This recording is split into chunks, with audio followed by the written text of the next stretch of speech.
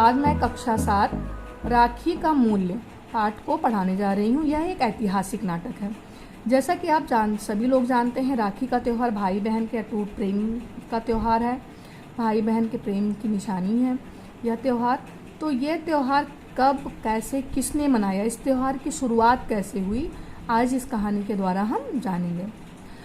तो ये कहानी है, इसके पात्र हैं करमोती, जो मेवाड़ की महारानी है, राणा संग्राम सिंह जी की पत्नी, और तातार खां, बाघ सिंह, जवाहर बाई, हुमायूं, हिंदू बेग, सिपाही, दूत। और यह जो नाटक है, जाति धर्म के बंधन से ऊपर उठकर राखी के मूल्य को दर्शाता है। तो ये कहानी जब शुरू होती है, ये नाटक है, इसको हम स्टेज पर भी कर सकते हैं। इस नाटक का हम चरित्र चित्रण, पात्र अभिनय भी कर सकते हैं। तो बाघ सिंह, महारानी करमोती जी बैठी हुई हैं, उनके साथ में उनकी जवाहर बाई, उनकी सहेली हैं, वो भी खड़ी हैं, और बाघ सिंह जो कि उनके सेनापति हैं, वो आते हैं।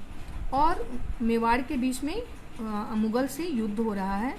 तो महारानी करमोती पूछती हैं कि हाँ बाघ सिंह जी, युद्ध का क्या हाल है।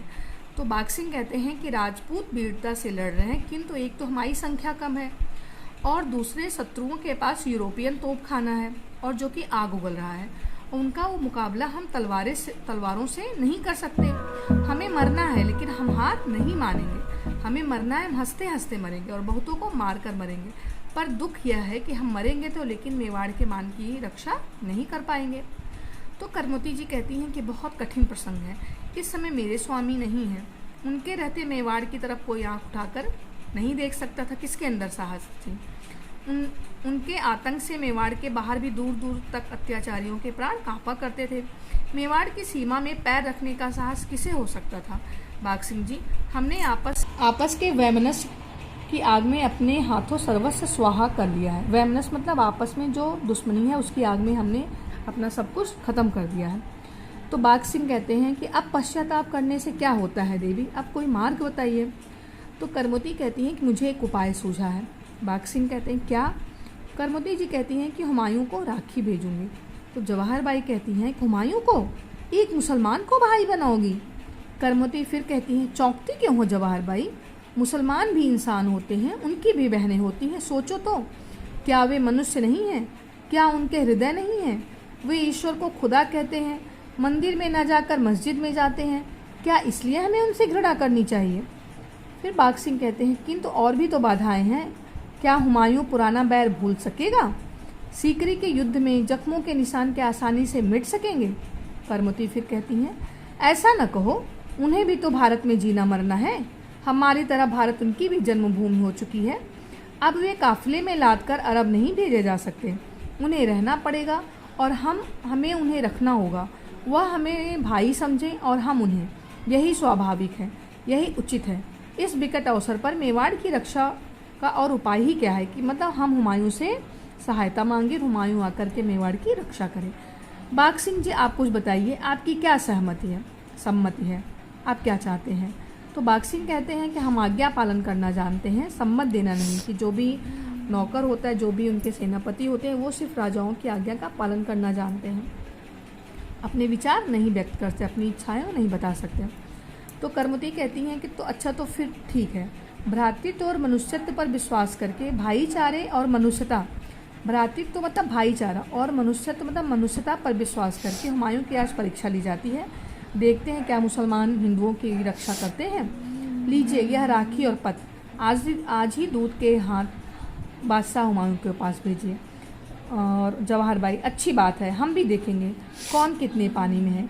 इस बहाने एक मुसलमान की मनुष्यता की परीक्षा हो जाएगी और यह भी प्रकट हो जाएगा कि राजपूतानी की राखी में कितनी ताकत है। दृश्य यहाँ पर खत्म होता है। दूसरा दृश्य शुरू होता है, जहाँ पर बिहार में गंगा तट पर हुमायूं का फौजी डेरा, अपने खास तंबू में हुमायूं, उनका सेनापति हिंदू बेग और तातार खां बैठे हैं।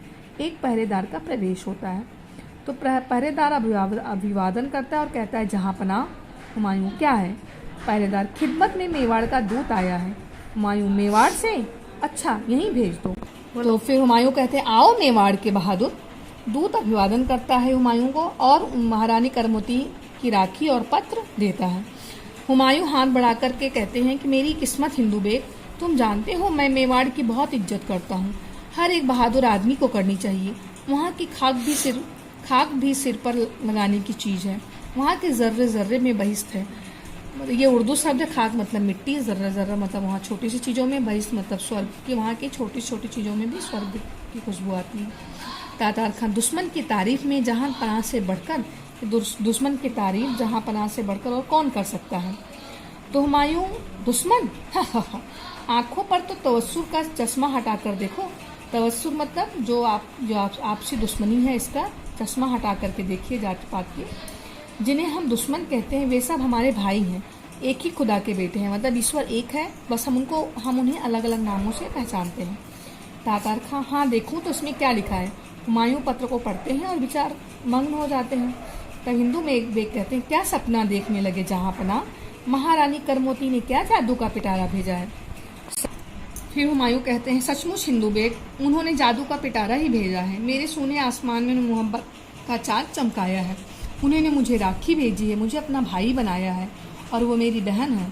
बहन करमोती से कहना, हुमायूं तुम्हारी माँ के पेट से पैदा नहीं हुआ तो क्या हुआ, वह तुम्हारे सगे भाई से बढ़कर है। कह देना मेवाड़ की इज्जत मेरी इज्जत है, जाओ।